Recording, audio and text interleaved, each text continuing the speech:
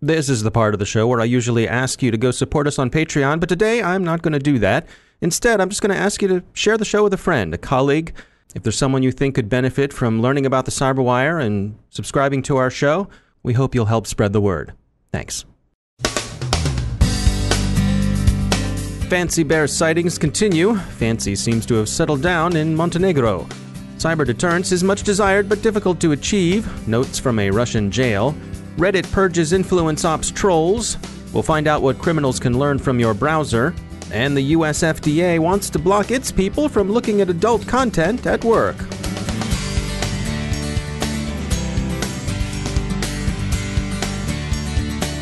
Now a moment to tell you about our sponsor, Observit.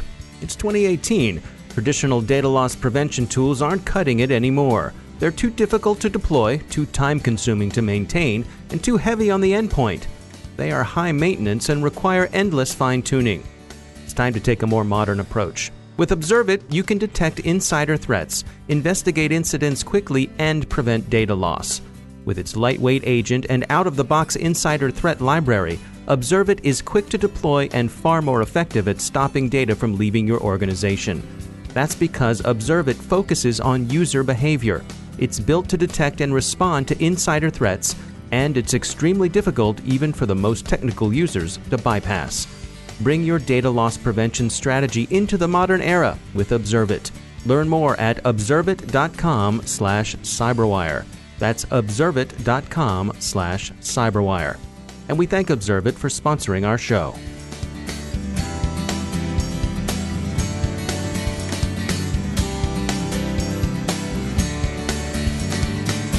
Major funding for the Cyberwire podcast is provided by Cylance. I'm Dave Bittner with your Cyberwire summary for Tuesday, March 6th, 2018. Fancy Bear isn't just bothering Germany. Montenegro complains that it's been receiving a lot of unwanted attention from Russia's GRU over the past year. The long-standing beef seems to be over Montenegrin membership in NATO, never a way of getting on the good side of the Bears. Much of the campaign is said to have been waged since January 2017, with phishing emails baited with NATO-related subjects. Der Spiegel, in its follow-up to reports on Russian intrusion into German government networks, notes that Snake, the threat actor local unofficial experts believe responsible, has been known to be active since at least 2016, yet was still able to penetrate German defenses. Snake is also known as Turla or Ouroboros, but the German press seems to prefer Schlange. It's generally held to be an operation of Russia's GRU. German authorities declined to make an official attribution, but they face calls to do something about this business, better defenses at least, or perhaps even some form of retaliation. The damage to the German government is thought to be limited. The target was, according to Spiegel, Department 2 of the Foreign Office, responsible for German foreign policy within the European Union and for Germany's relations with the countries of Europe, North America, and Central Asia, including Russia. Also facing calls to do something about Russian cyber operations in particular is the US NSA and Cyber Command. There are calls in the U.S. Senate for development of a deterrence strategy in cyberspace, especially after NSA Director nominee General Nakasone testified last week that the U.S. adversaries don't appear to fear American retaliation for cyber attacks. The current going option remains sanctions, which at least have some potential to impose costs short of a nuclear exchange, and beyond the kind of naming and shaming that results from federal indictments. Observers think that a fresh round of punitive measures against Russia for last year's NotPetya attacks is likely. One of that campaign's victims, Nuance Communication, estimates that NotPetya will cost it more than $90 million. A nation-state might or might not be embarrassed by a U.S. indictment. Probably not. The U.S., for example, generally shrugs such things off, and there's little reason to think most other states are generally more sensitive. But one consequence of a U.S. indictment of a foreign state-sponsored hacker on the individual hacker is restriction on travel. You're not going to be extradited if you stay home in Russia, and some of the indicted trolls from the Internet Research Agency have bravely said they're happy to spend the rest of their days there. But not everyone likes that idea. Suppose you wanted to honeymoon on, say, the Costa Brava. Sure, the sand and sun and food are nice, but, well, you do so at the risk of the Spanish police snuffling you up and turning you over to U.S. Marshals for an alternative holiday at Club Fed. Jeremy Wittkop is the CTO at InteliSecure. They recently launched their Critical Data Protection Benchmark survey, and they're looking for participants. Jeremy Wittkop shares the story. We've been doing data protection programs since 2002, and we've noticed an increase in adoption of such programs as well as the requirements of such programs as of late. And then we started to look at the regulatory environment and with GDPR that everyone's talking about, but it's not just GDPR. You have Brazil's civil rights framework for the internet passed in 2014, the cybersecurity law of China passed in November of 2016, the Act on the Protection of Personal Information in Japan in 2017, Canada passed PIPEDA in the early 2000s. All these regulations kind of hinge on the point that organizations have a responsibility to the general public in each of these countries to protect information that organization is holding for those people. And they all have very specific protections that organizations have a requirement that they need to uphold, as well as rights that they need to confer to those data subjects. Well, the only way to really do that well is to understand the data in your environment, where it resides, how it transitions in your environment. And that's really all about building a program.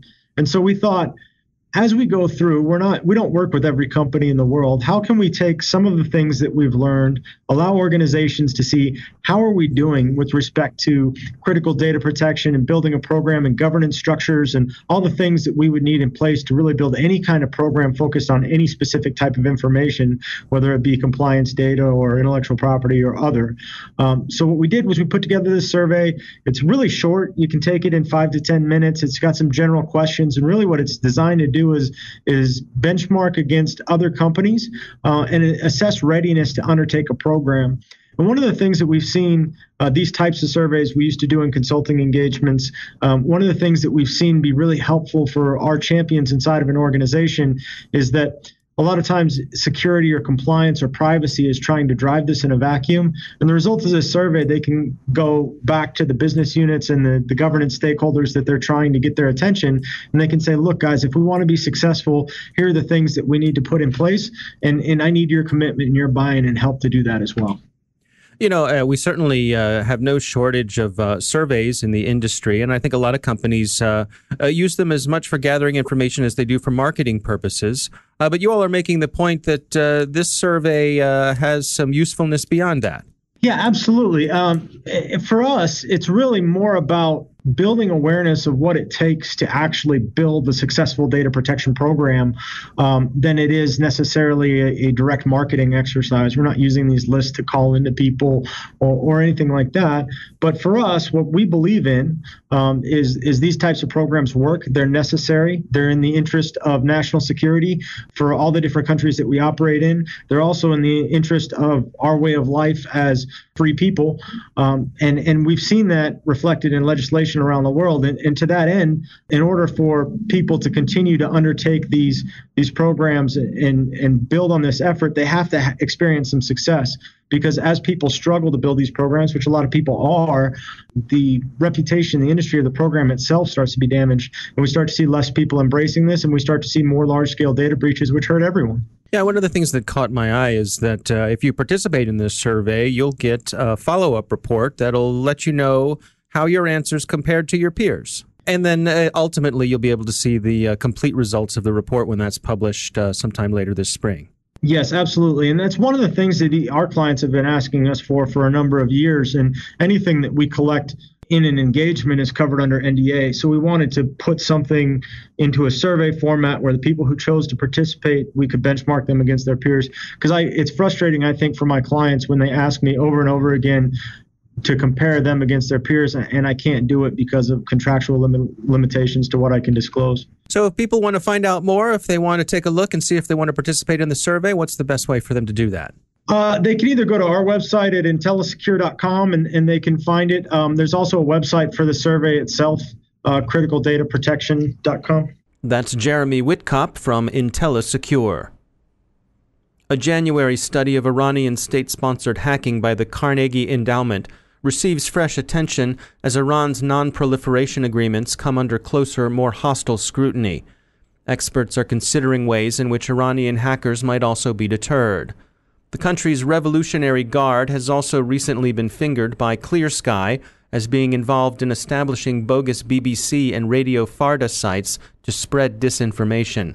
Radio Farda is the Farsi language service of Radio Free Europe, Radio Liberty. More charges against Russian hacking and influence operations during U.S. elections are still expected to emerge from Special Counsel Mueller's investigation. One guy is ahead of the game. Konstantin Kozlovsky is singing like a canary to Fast Company and anyone else who cares to listen about how he says he hacked the Democratic National Committee and the Clinton campaign. Mr. Kozlovsky is a guest of the Russian state, currently resident in prison, what's described as a high-security facility, but security there isn't too high to keep him from chattering. He says he developed software tools, which he calls LDCS, that enabled him to, quote, replace information on Twitter, Facebook, Google, and leading U.S. media outlets, end quote. And he's ready to cooperate with U.S. authorities to show them how he did it. How he might do so from the confines of a Russian prison is unclear, perhaps via his Facebook account, where he manages to be quite active in between court appearances. It's also possible that Mr. Kozlovsky's talk isn't exactly what the lawyers call an admission against interest. He is in the slammer not for hacking the DNC, but for cyber-robbing Russian banks, and maybe Allentown or Leavenworth sound nicer to him than Northeast Moscow. In other influence operations fallout, Reddit, which has concluded its platform was used for influence operations during the 2016 U.S. elections, has taken down a large number of Russia-linked accounts.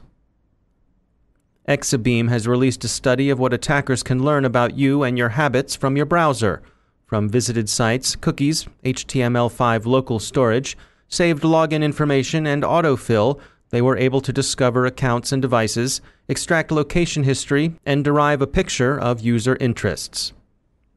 In industry news, citing potential security issues, the Committee on Foreign Investment in the United States has put a 30-day hold on Broadcom's attempt to take over Qualcomm. And finally, attention all civil servants working at the U.S. Food and Drug Administration. Your bosses would like you to stop watching adult content on Uncle Sam's dime.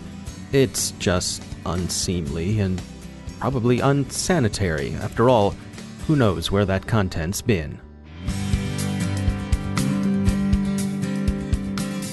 Now a word about our sponsor, the Johns Hopkins University Information Security Institute, providing the technical foundations and knowledge needed to meet our nation's growing demand for highly skilled professionals in the fields of information security, assurance, and privacy. We value their expertise and insights as one of the CyberWire's academic partners, and of course, they're one of the world's great research universities. The Institute is also an NSA and DHS designated Center of Academic Excellence in Information Assurance and Cyber Defense and Research. Visit isi.jhu.edu to learn more, and there are scholarships available. That's isi.jhu.edu. And we thank the Johns Hopkins University Information Security Institute for sponsoring our show.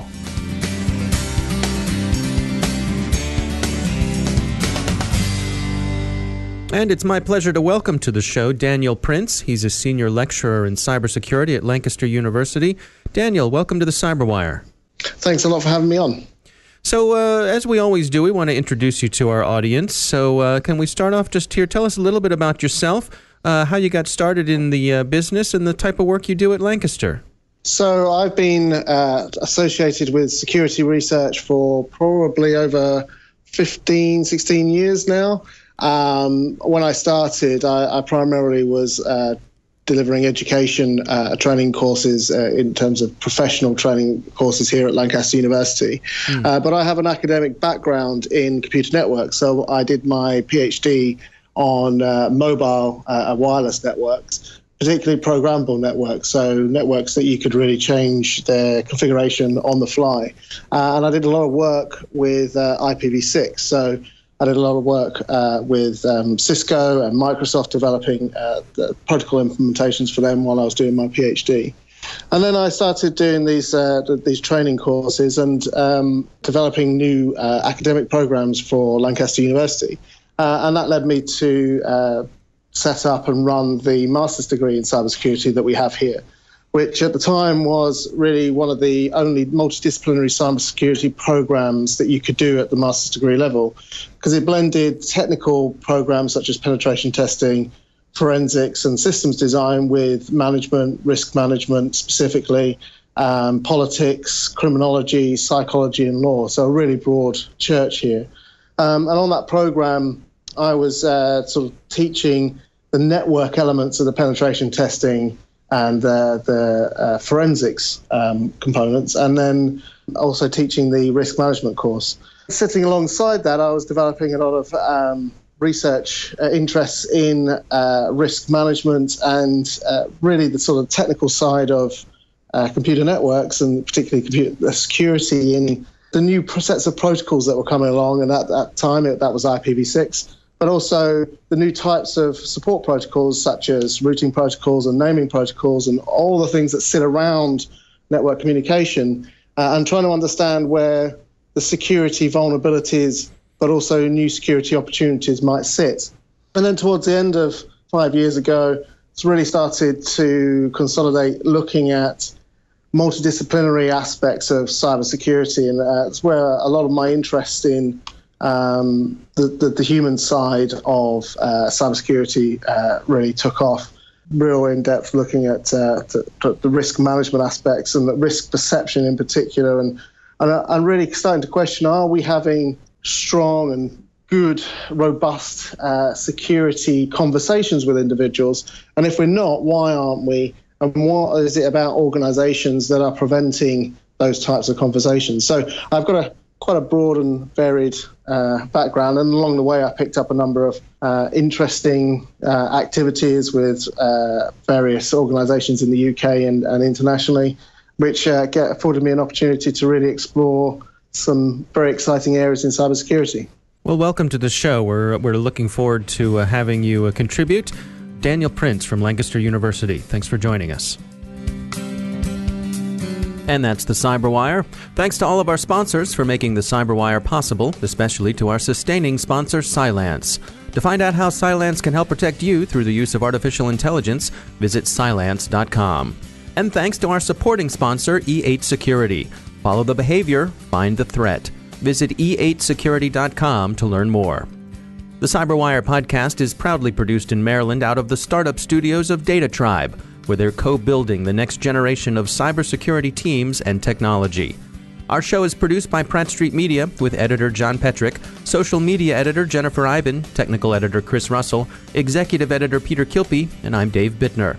Thanks for listening.